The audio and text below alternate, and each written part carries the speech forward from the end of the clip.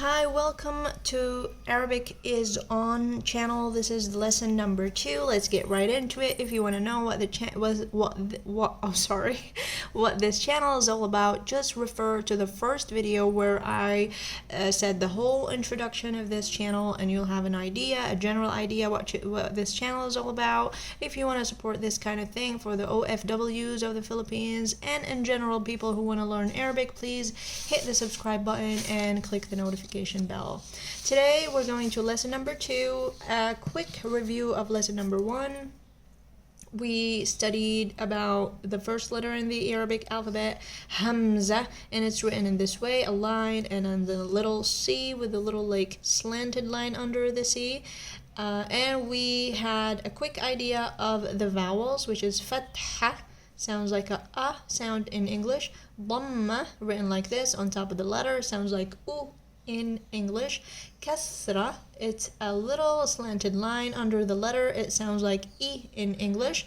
Like I said in the first video of introduction, I'm going to be using English as the language of the videos so that as much as people as possible can learn. I don't know if that sentence is put correctly, but I mean as big number of people can learn and benefit from the video as possible.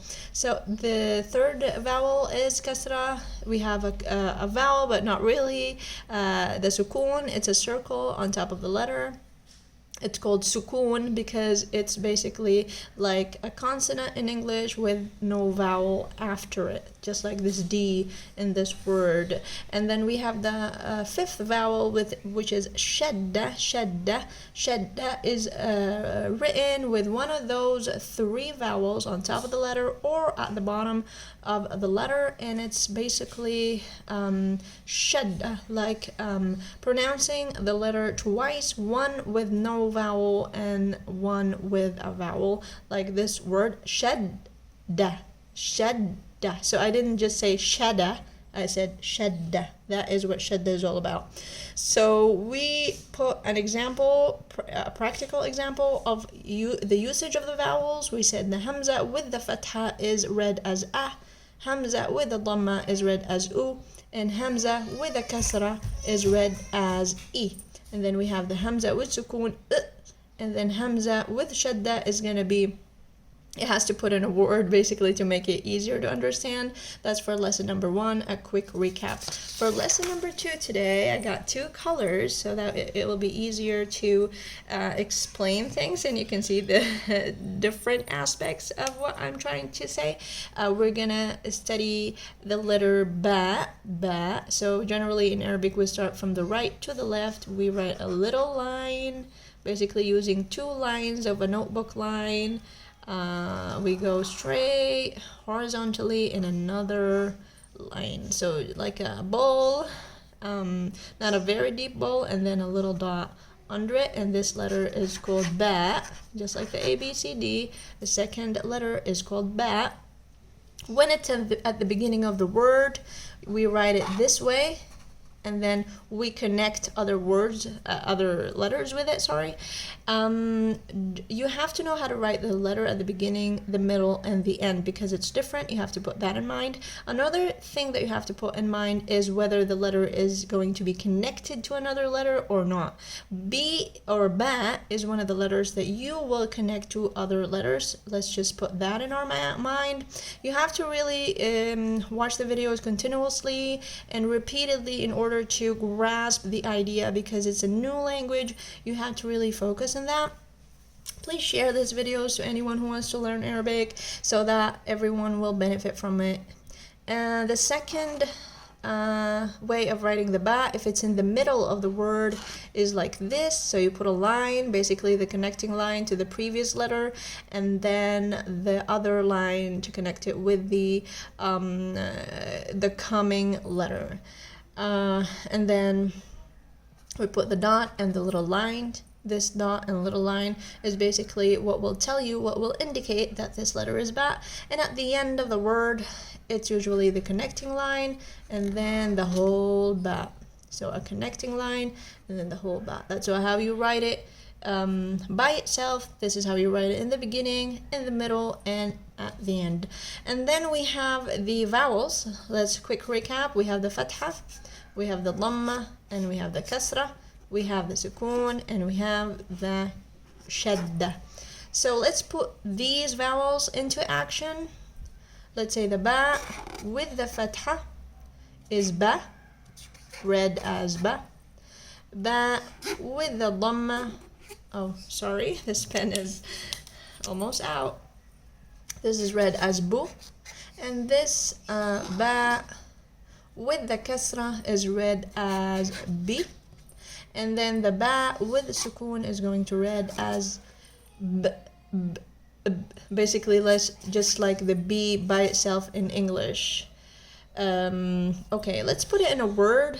So we'll use the previous letter that we studied in lesson number 1, the hamza. Let's say a. This is a. This is hamza from the previous lesson. If you didn't watch that, please watch it so you'll understand where I'm coming from. And this is the fatha, so this is a. And then we use the ba with sukoon. This is going to be ab. This is read as ab. Like I said, sukoon means it has no vowels. Basically, you're just gonna say the sound of the letter with no vowels. So this is going to be ab. Ab. This actually has a meaning in Arabic, which is father. Ab in Arabic means father. This ab, ab, ab together. Ab. Okay, so what if we wanna use or put into action the other combinations, ba, bu, bi. So we say ba, ba. This is bu, and this is bi. Okay, let's try to use the hamza with dhamma. U, ba,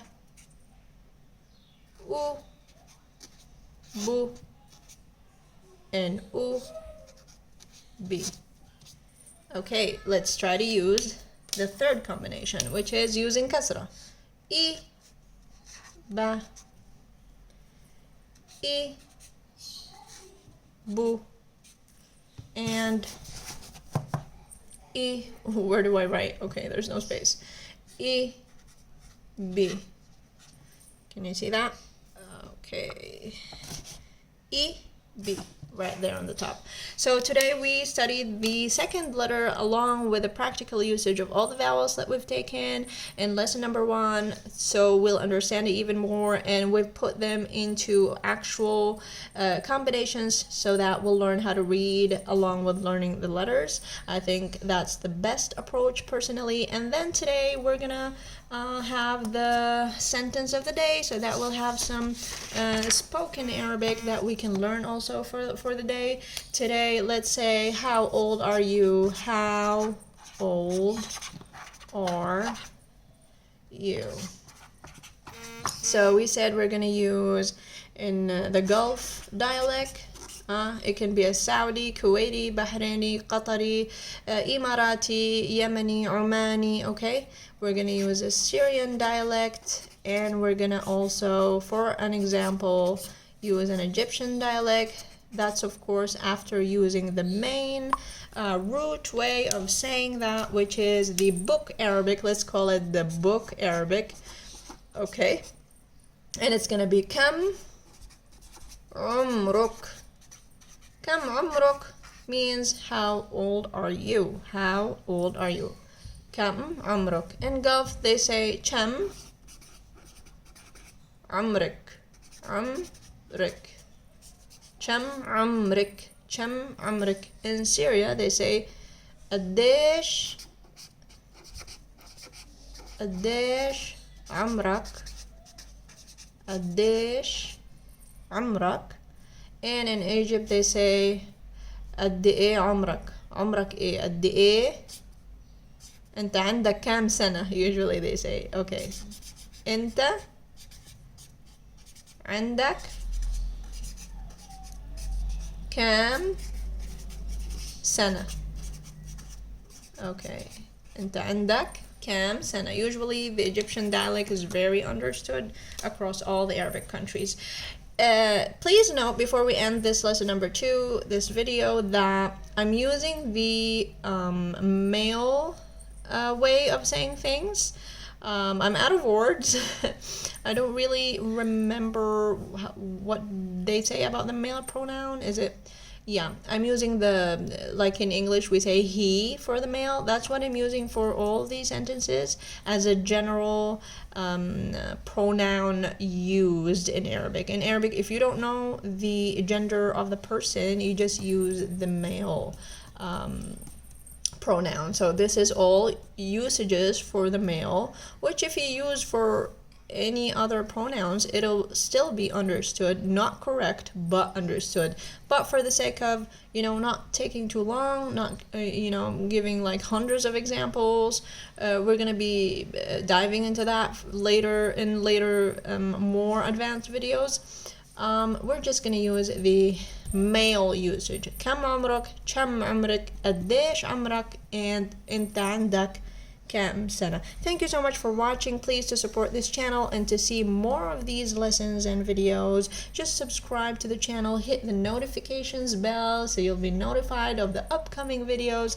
Thank you so much for watching. Hope you'll benefit of this video. Hope you will benefit from this video and in the other future videos.